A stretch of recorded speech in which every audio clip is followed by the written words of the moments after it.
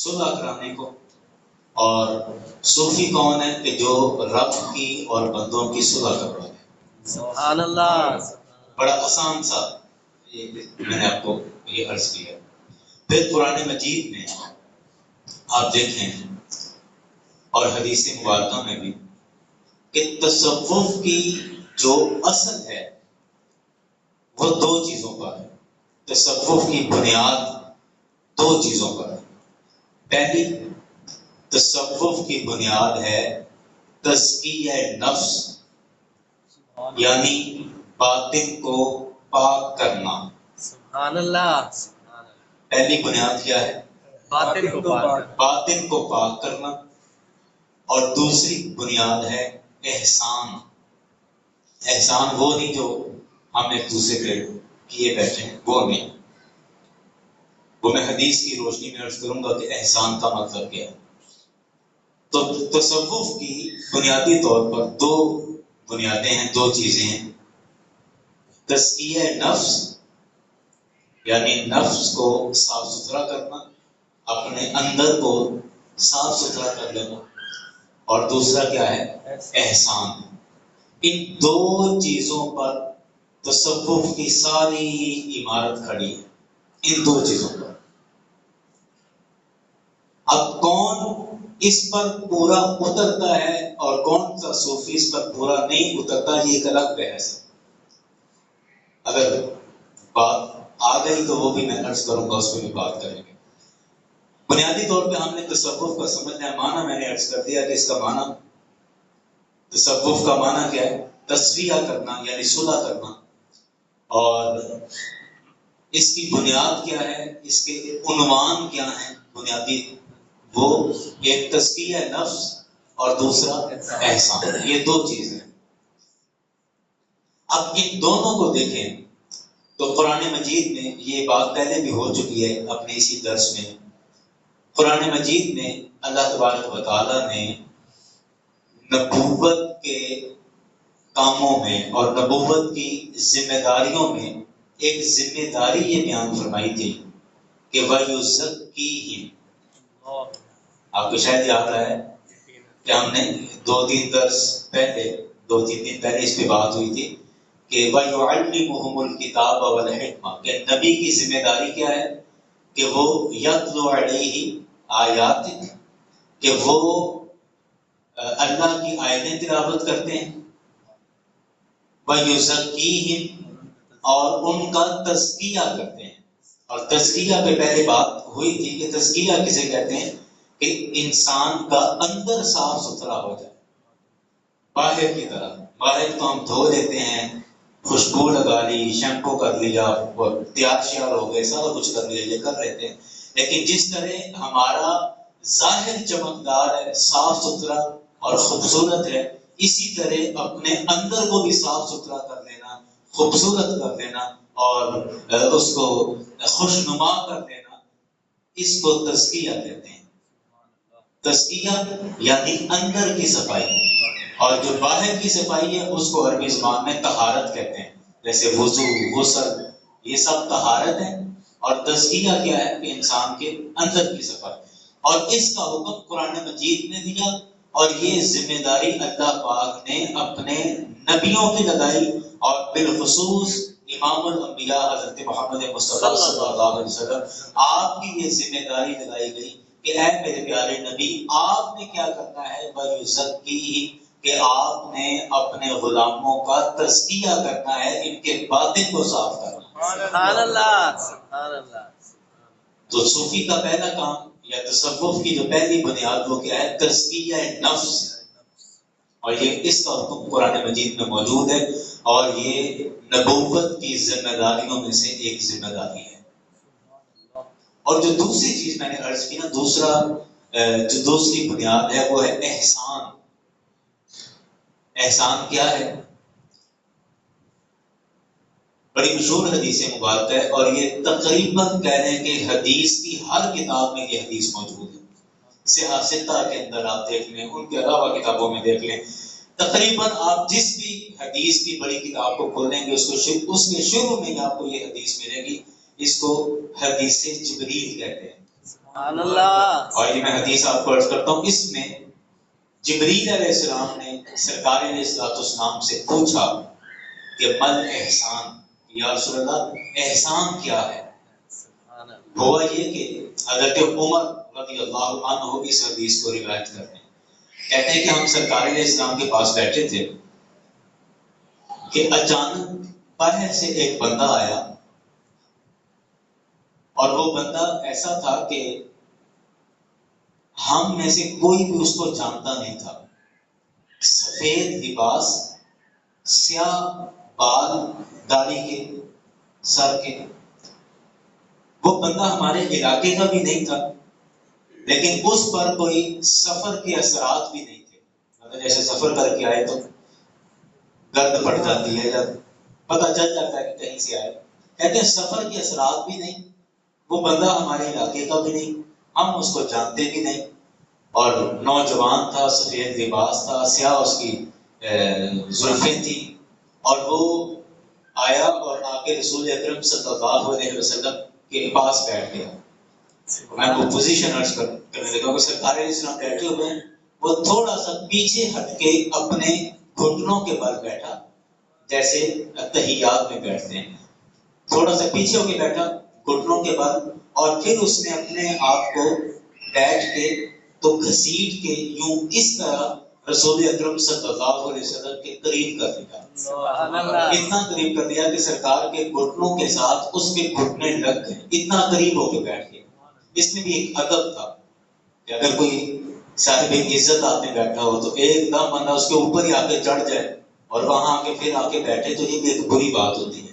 تو یہ ادب سکھایا کہ پہلے پیچھے ہو کے بیٹھے، اس کے بعد اپنے آپ کو تھوڑا سا ایسے گھسیٹ کے آگے کر لیا.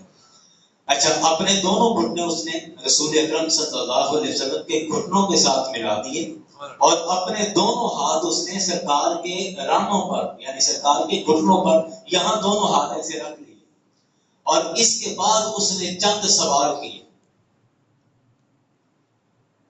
اب وہ لمبی بات ہے، میں ان سوالوں کی طرف نہیں جاتا. کہ وہ تھا کہ مل ایمان، یا رسول اللہ ایمان کیا ہے؟ تو سرکار علیہ السلام نے فرمایا کہ اللہ کو ایک ماننا، قیامت کے دن پر ایمان رکھنا، اور رسالت کا، ملائکہ کا، یہ بتایا. پھر اس نے پوچھا کہ یا رسول اللہ اسلام کیا ہے؟ تو سرکار نے فرمایا کہ نماز قائم کرنا، روزہ رکھنا، زکوٰۃ دینا، حج کرنا، یہ سارا فرائض اس میں بتایا. خیر سوالات ہوتے رہے. ان سوالوں میں اس بندے نے ایک سوال پوچھا.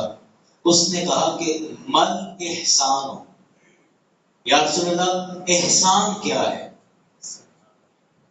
رسول اکرم صلی اللہ علیہ وسلم نے جو اس کا جواب ارشاد فرمایا، سرکار علیہ السلام نے ارشاد فرمایا کہ احسان یہ ہے کہ تو اس طرح عبادت کرے گویا کہ تو خدا کو دیکھ رہا ہے. سبحان اللہ. احسان کیا ہے؟ احسان کا معنی نیکی ہے. تو اصل سوال تھا کہ نیکی کیا ہے، یعنی اصل نیکی کیا چیز ہے؟ تو سرکار علیہ السلام نے فرمایا کہ اصل نیکی یہ ہے، احسان یہ ہے کہ تو اس طرح نماز پڑھے کہ کأنک تراہ، کہ گویا کہ تو خدا کو دیکھ رہا ہے. سبحان اللہ. فَإِن لَمْ تَكُنْ تَرَاهُ فَإِنَّهُ يَرَاكَ. اور اگر یہ نہیں کر سکتا تو پھر یہ تصور ہو کہ وہ خدا تمہیں دیکھ رہا ہے. سبحان اللہ. یہ ہے احسان. اور یہ جواب رسول اکرم صلی اللہ علیہ وسلم نے دیا، اور حدیث کی تقریباً تمام کتابوں میں یہ حدیث موجود ہے. تو احسان کیا ہے؟ کہ اس طرح عبادت کرنا کہ میں خدا کو دیکھ رہا ہوں. اور اگر یہ نہیں ہوتا تو پھر دوسرا سٹیپ یہ ہے، دوسرا درجہ یہ ہے کہ خدا مجھے دیکھ رہا ہے. تو تصوف کی بنیاد ان دو چیزوں پر ہے، صوفی کی بنیاد ان دو چیزوں پر ہے،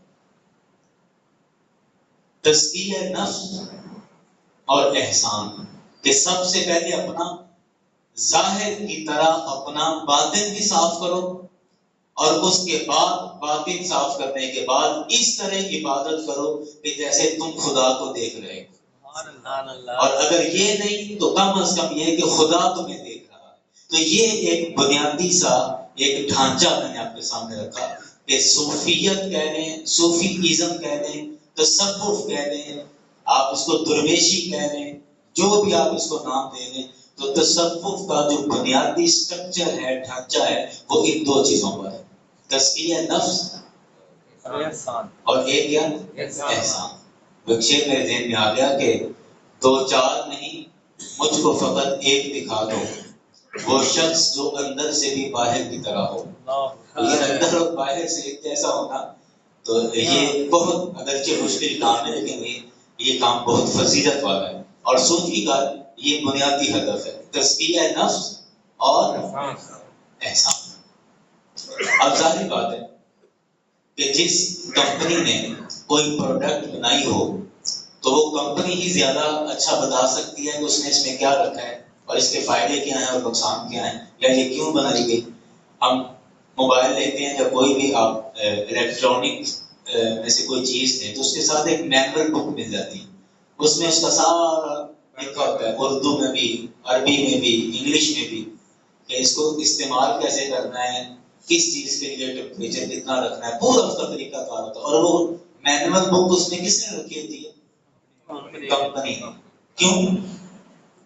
کیونکہ وہ پروڈکٹ، وہ چیز کمپنی نے بنائی ہے، فیکٹری، جس فیکٹری نے بنائی ہے وہ زیادہ بہتر بتا سکتے ہیں کہ اس کو استعمال کس طرح کرنا ہے اور یہ کس لیے بنائی ہے۔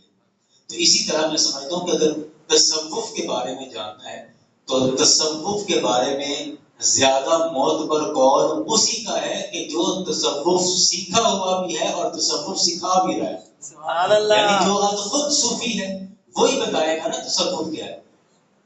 اور ہم نے سوال کرنا ہو تصوف کے بارے اور ہم پوچھیں ایک ایسے عالم سے کہ جس کا تصوف کے ساتھ دور دور تک کا تعلق تھی، جس کا تصوف سے، صوفیت سے جس کا دور دور تک کا تعلق نہیں، اور آپ اس سے سوال کر رہے ہیں کہ جی تصوف کیا ہوتا ہے، تو وہ کیا بتائے گا کیا ہوتا ہے؟ لیچو من لم یذق لم یدری بود، یہ ایک فارسی کا محاورہ ہے کہ جس نے چکھا ہی نہیں وہ ذائقہ کیا بتائے گا، تو ذائقہ وہی بتائے گا جس نے چکھا ہے۔ تو اب میں چند صوفیاء کے حوالے سے عرض کروں کہ انہوں نے تصوف کی کیا ڈیفینیشن بیان کی، تعریف کیا کی، تصوف کیا ہے۔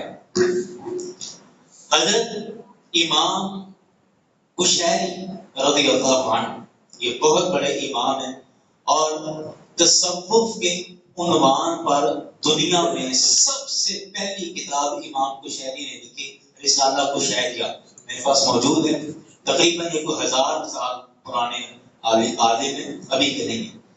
رسالہ قشیریہ انہوں نے لکھا عربی زبان میں، اور وہ تصوف کی سب سے پہلی کتاب سمجھی جاتی ہے۔ اس میں انہوں نے تصوف کے متعلق جو بیان فرمایا، کہتے ہیں کہ میں نے اپنے استاد سیدنا روبین بن احمد، یہ ان کے استاد تھے، کہتے ہیں میں نے ان سے پوچھا کہ تصوف کیا ہے، تو کہتے ہیں انہوں نے یہ جواب دیا کہ تصوف یہ ہے کہ انسان کے بندہ اپنے نفس کو خدا کی رضا پر چھوڑ دے،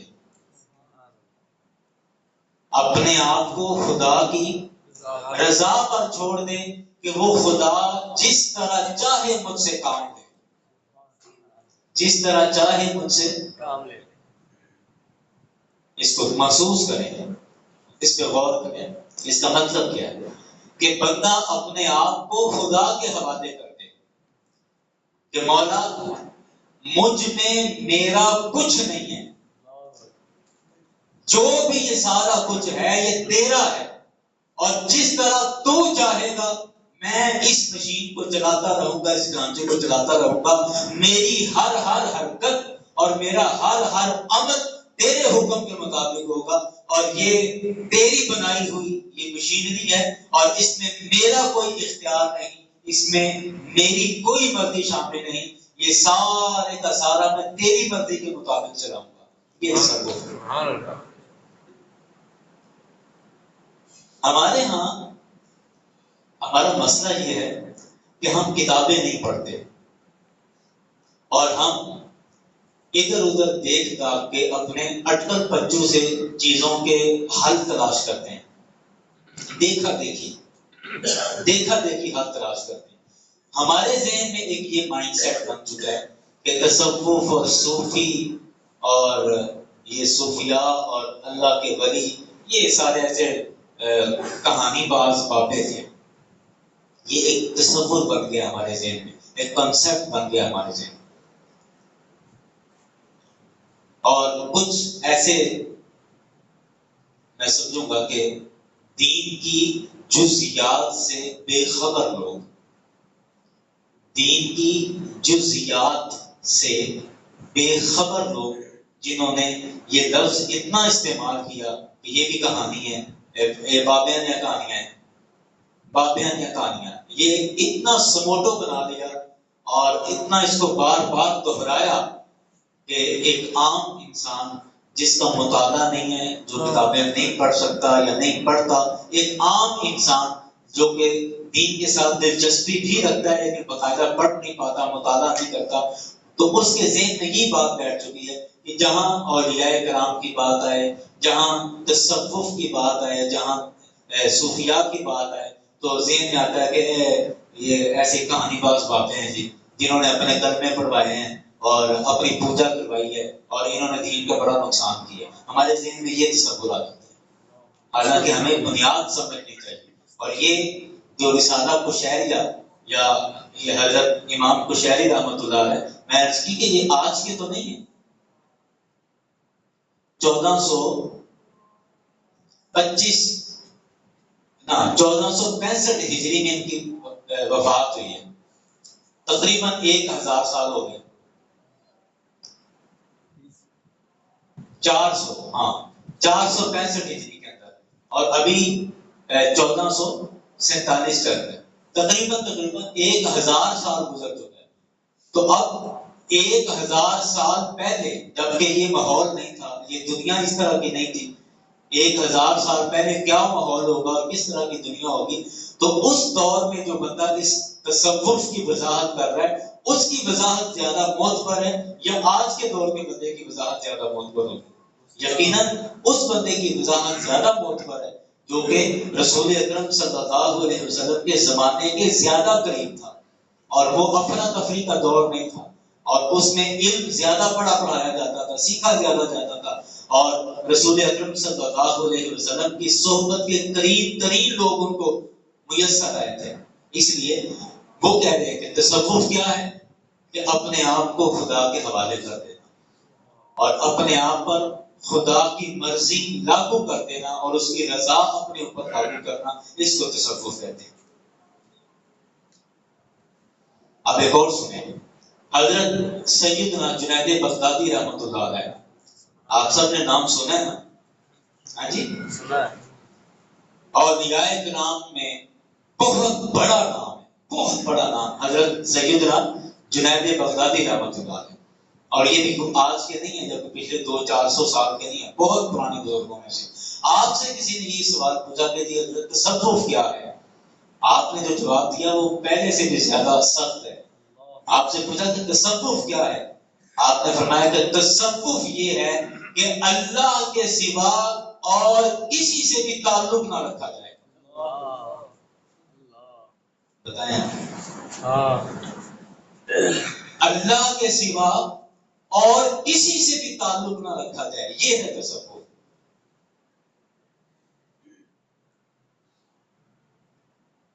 آپ تھوڑا سا غور کریں کہ اس سے بڑھ کر اور توحید کیا ہے. آپ مجھے بتائیں نا، اور توحید کس کو کہتے ہیں؟ کیا جی یہ صوفی اور صوفیاء اور یہ بابے انہوں نے اپنی عبادتیں کروائی ہیں اور اپنے کلمے پڑھوائے ہیں اور انہوں نے اپنی پوجا پاٹ کروائی، اور اس طرح کی جو احمقانہ اور غیر منصفانہ گفتگو کر کے اور سن کے ہم دین کے ساتھ انصاف نہیں کر رہے. اب یہ وہ صوفیاء جو بانی ہیں اس اسٹائل کے، وہ یہ کہہ رہے ہیں کہ تصوف کیا ہے کہ خدا تعالیٰ کے علاوہ اور کسی سے بھی تعلق نہ رکھا جائے. اب آئے ہم اسی جملے پہ رہتے ہیں اور یہ حضرت سیدنا جنید بغدادی رضی اللہ عنہ کا قول ہے، جو کہ خود صوفیت کے اور